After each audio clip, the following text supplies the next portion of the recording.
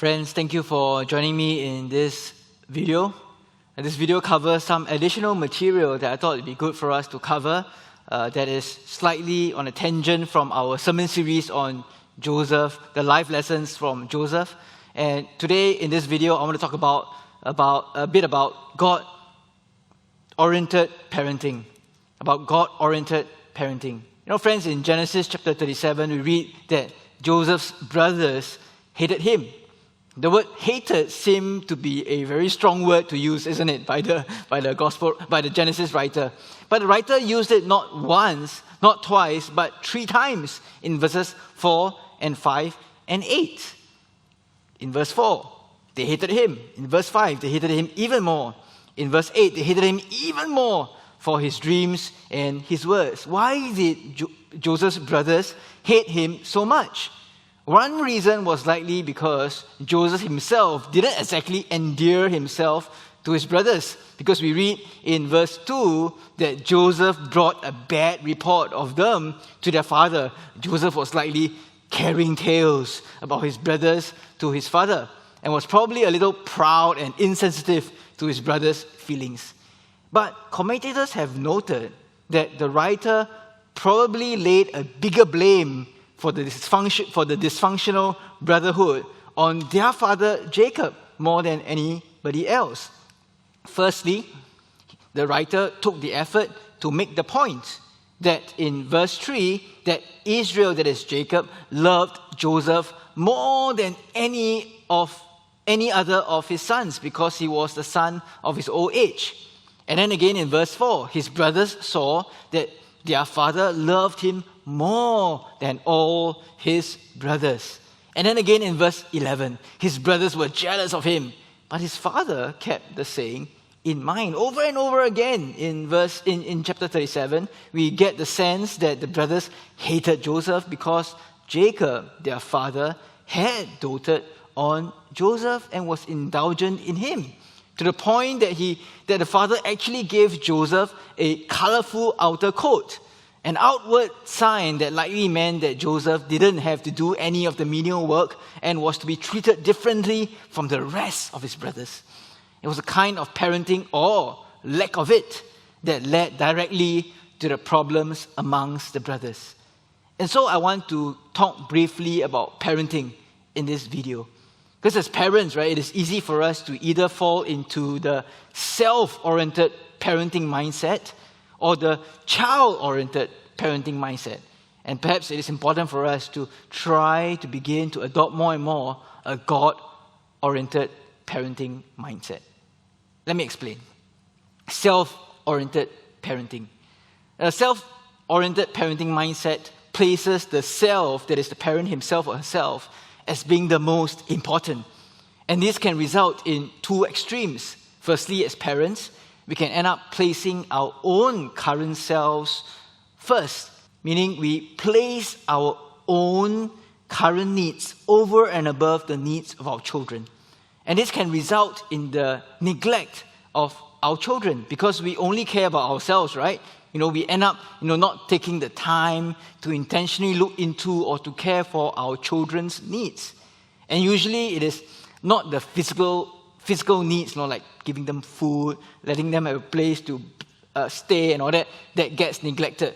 But the emotional side, the psychological side of things, and those needs are the ones that will end up being neglected because we end up prioritizing ourselves, our own wants, our own needs. We end up neglecting them, and we end up being absent from their lives.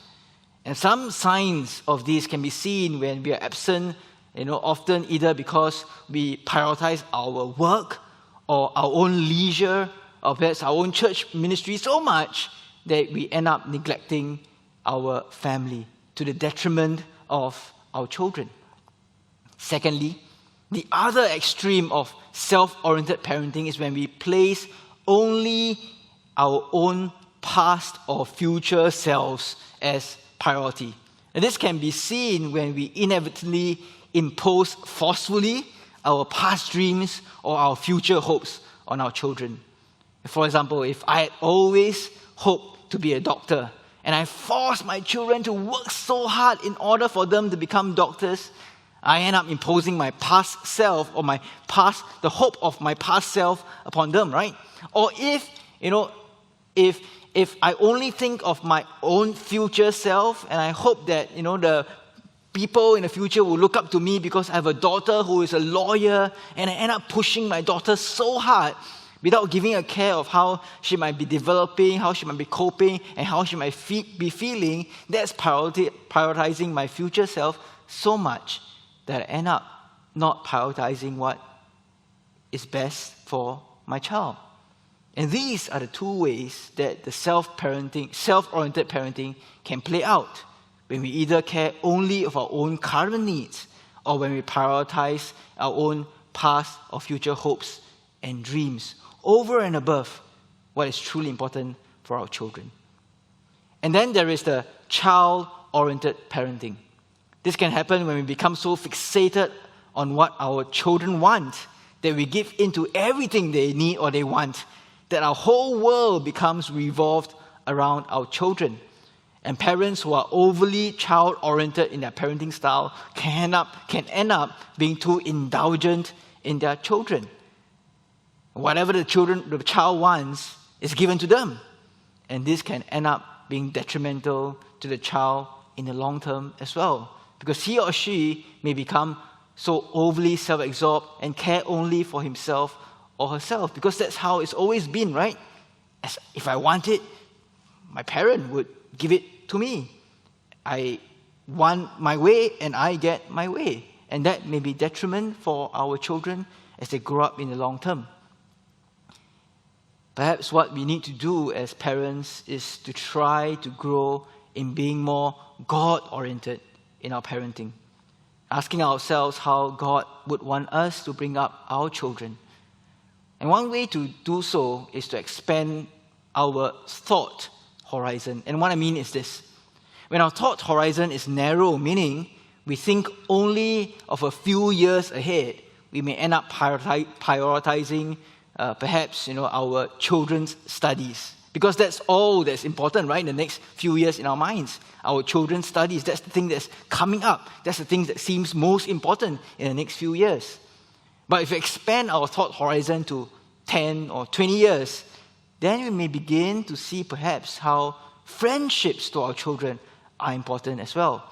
Because when they begin to hit the teenage or young adult years, it is important for them to have friends, to have good, godly friends that they can turn to share their woes and their struggles with. And that their friends can come alongside them and to encourage them. Then perhaps, when we can begin to see so, that as our thought horizon begins to expand to 10 to 20 years, we will then be able to see that perhaps other than studies, we should also be more intentional in helping them be wise in how they select their friends and allow them time to hang out with their friends if they want to.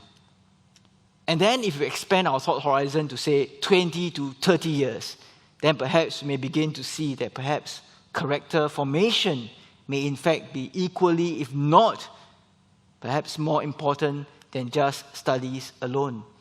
To help them to be more resilient, to help them to be wise, to help them to be able to work with others, to not easily give up or be depressed. All these become important as we think about what kind of character or skills they might need when they begin work in the future.